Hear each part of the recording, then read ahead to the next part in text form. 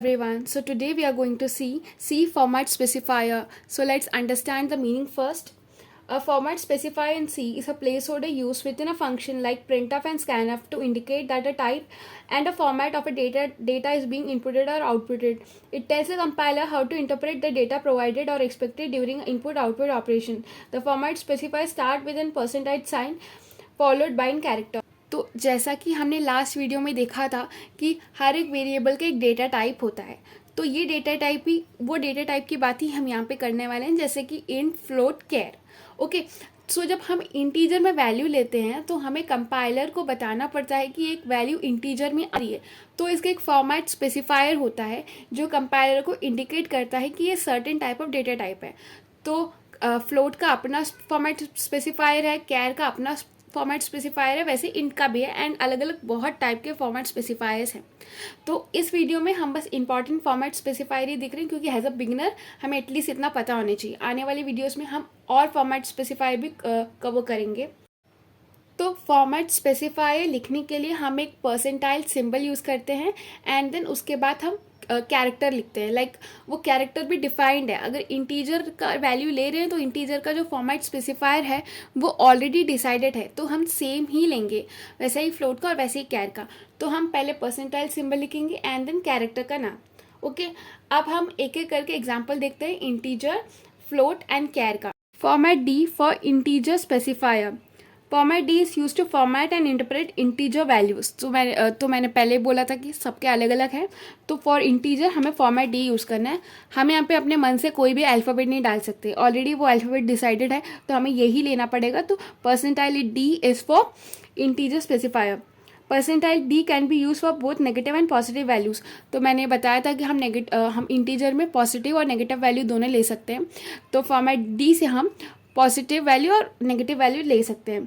And ये printf और scanf में दोनों यूज़ होता है. हमने अब तक बस प्रिंटफ देखा है, तो प्रिंटफ वैल्यू कंसोल में प्रिंट करने के लिए हम यूज़ करते हैं. स्कैनअप हम यूज़र से वैल्यू लेने के लिए यूज़ करते हैं. ओके, सो कंट्रोल डी से हम फॉर्मेट स्पेसिफाई करके या तो वैल्यू ले सकते हैं या तो फिर वैल्यू डिस्प्ले कर सकते हैं. ओके, अब इसका एक एग्जांपल देखते हैं. Example, int num is equal to 10, print है the value of num, percentile D और कॉमा करके 10 नम लिखा हुआ है. तो प्रिंट में जितने भी डबल कोड के अंदर लिखे ये लाइन हम कंसोल में प्रिंट करने के लिए यूज़ करते हैं. तो the value of num as it is print हो जाएगा. वो जैसी परसेंटाइल डी देखेगा वो कॉमा के कोड के बाहर जाके ढूंढेगा कि कौन सा वेरिएबल का नाम है. जब उसको पता चलेगा वेरिएबल का नाम नम है, वो जाके सर्च करेगा कि नम की वैल्यू क्या है, एंड देन नम की वैल्यू उसको 10 मिलेगी, एंड देन वो आउटपुट में प्रिंट कर देगा the value of num is 10. Okay, तो ये परसेंटाइल डी यहाँ पे लिखा हुआ है. तो नम, अगर समझो हमें 2-3 वैल्यू प्रिंट करनी है तो हम 2-3 बार परसेंटाइल डी लिखेंगे. बट यहाँ जो कॉमा के बाद जो ऑर्डर लिखेंगे वो उसी ऑर्डर में होना चाहिए जिस ऑर्डर में हमें प्रिंट करके चाहिए.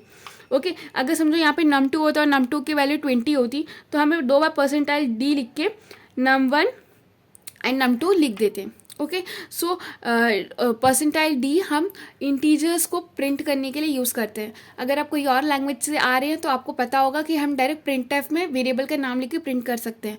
बट फॉर सी ऐसा नहीं होता. सी में हमें फॉर्मेट स्पेसिफाई करना कंपलसरी होता है. ओके, अब हम नेक्स्ट फ्लोटिंग पॉइंट के लिए देखते हैं. सो परसेंटाइल एफ हम डेसिमल पॉइंट वैल्यूज़ लेने के लिए यूज़ करेंगे.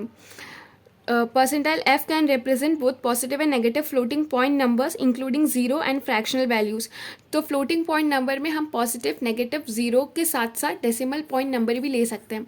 integer में हम decimal point number नहीं ले सकते थे, but in float हम decimal point number ले सकते हैं. ओके, तो इसका एक एग्जाम्पल देखते हैं. Float num is equal to 10.1. तो फ्लोट इसका डेटा टाइप है, num is for num variable का नाम है और 10.1 हमारा वैल्यू है. Print F the value of num2 is percentile F. तो जैसे ये लाइन देखेगा प्रिंट एफ, ये इतना लाइन स्क्रीन में प्रिंट कर देगा the value of num2 is. इसके बाद जैसे ही परसेंटाइल एफ देखेगा वो जाके ढूंढेगा कि यहाँ पे कहाँ पे कॉमा के बाद वैल्यू लिखी हुई है, और जैसे ही वो num2 देखेगा वो सर्च करेगा कि num2 की वैल्यू क्या है, एंड देन उसको पता चलेगा 10.1 है, तो वो प्रिंट कर देगा. तो आउटपुट आएगा the value of num2 is 10.1. Okay, ये रहा फ्लोट के लिए. ऐसा ही हम सेम कैरेक्टर के लिए भी देखते हैं. Next, percentile C for character specifier. Percentile C is use for printing और स्कैनिंग सिंगल कैरेक्टर. जैसे कि डी हम इंटीजर प्रिंट करने के लिए यूज़ करते थे, एफ हम फ्लोट पॉइंट प्रिंट करने के लिए यूज़ करते थे, वैसे ही सी हम कैरेक्टर प्रिंट करने के लिए यूज़ करेंगे। In percentile C we can represent any printable character including letter, digit, punctuation marks and white space character.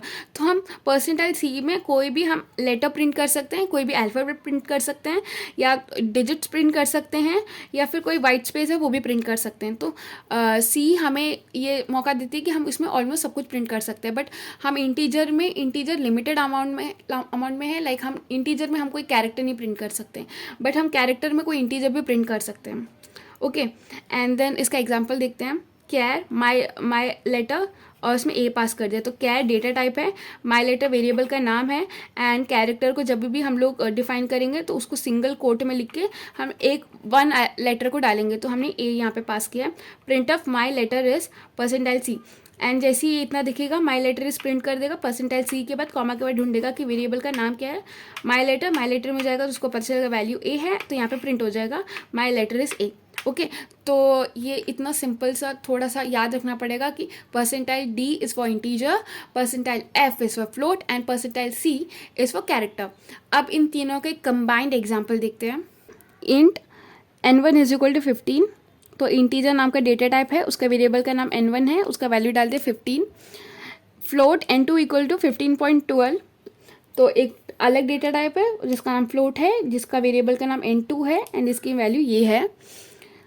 Char equal to n3, char n3 is equal to single quote में A, तो एक character decide किया है, उसका variable का नाम है n3 and उसकी वैल्यू है ए। एंड देन अब एक को प्रिंट करेंगे, तो कभी भी हम जब प्रिंट करेंगे फॉर्मेट स्पेसिफायर को हमें डबल कोट में लिखना ज़रूरी है। ओके, सो पहला है परसेंटाइल डी, तो परसेंटाइल डी इंटीजर का था, तो एंड हम उसमें n1 पास करेंगे, जैसे ही n1 पास करेंगे उसका वैल्यू फेच करके वो प्रिंट कर देगा। ओके, एंड देन नेक्स्ट है एफ, तो एफ है हमारा फ्लोट का, तो अगेन वही होगा, वो वैल्यू फेच करके प्रिंट कर देगा। एंड देन सी यानी कैरेक्टर, एंड देन उसका भी वो कैरेक्टर प्रिंट कर देगा। ओके, इसमें स्लैश एन दिख रहा होगा, स्लैश एन मैंने फर्स्ट वीडियो में भी बताया था। स्लैश एन हम लोग न्यू लाइन के लिए यूज़ करते हैं। अगर हमें ये प्रिंट होने के बाद, फॉर एग्जांपल अगर हमें 15 प्रिंट होने के बाद अगला कीवर्ड अगर हमें इसके बाजू में नहीं चाहिए और नेक्स्ट लाइन में चाहिए, तो हम यहाँ पे इसके बाद अगर स्लैश एन ऐसे लगा देंगे तो नेक्स्ट लाइन में जाकर प्रिंट हो जाएगा 15.2, एंड ऐसे ही ए भी प्रिंट हो जाएगा नीचे। ओके, अगर ये स्लैश एन नहीं लगाया होता तो ये ऐसा नहीं होता, ऐसा होता, सब बाजू बाजू में होता, ऐसा फिर ऐसा स्पेसिंग नहीं होता, एंड सब एक साथ चिपका होता, तो स्लैश इन लगाने से स्पेस मिलता है। सी प्रोग्रामिंग का पूरा प्लेलिस्ट डिस्क्रिप्शन में है, अगर आपको चाहिए तो आप वहाँ से उसको एक्सेस कर सकते हैं। So I hope you found this video informative. So if you like the video please consider liking and subscribing the channel. Thank you.